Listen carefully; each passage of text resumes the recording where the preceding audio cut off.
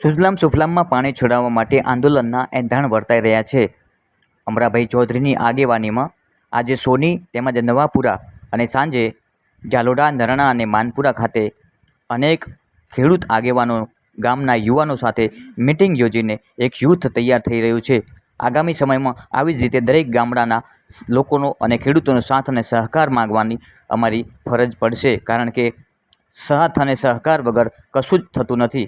ત્યારે તમામ ખેડૂતોને વિનંતી કે આવો આપણે સાથે મળીને આપણી સુજલામ સુફલામને જીવંત કરીએ અને ગામે ગામ તમામ લોકોને એકઠા કરીને 1 લાખથી વધારે લોકો સાથે મળીને સુજલામ સુફલામમાં પાણીની માંગણી કરીએ.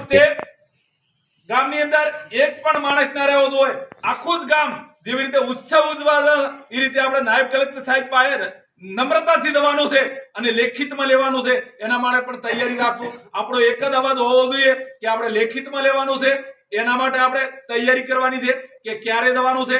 એ વખતે આપણા જે 2 તાલુકાના કોકરેજ દિયોદરના નક્કી કરશે કે કઈ તારીખે દેવાનું છે. એ આપણે આગળના સમયની અંદર નક્કી કરશે. તો એના માટે આપણે તમારી તાકાતની જરૂર છે, તમારી જરૂર છે.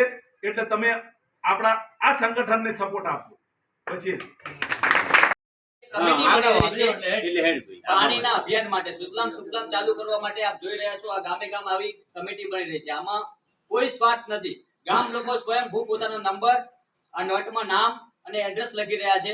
અત્યારે નવાપુરા ગામમાં અમે ગયા છીએ અને આની પહેલા સોની ગામમાં ગયા હતા. એક ગામમાં આ રીતના લોકોનો સાથ અને સહકાર માંગવાનો છે. આગામી સમયમાં સુજલામ સુફલામમાં સરકારને મજબૂર થવું પડે પાણી છોડવા, તેના માટેના અમારા પ્રયાસો છે. અમારો બીજો કોઈ ઉદ્દેશ નથી.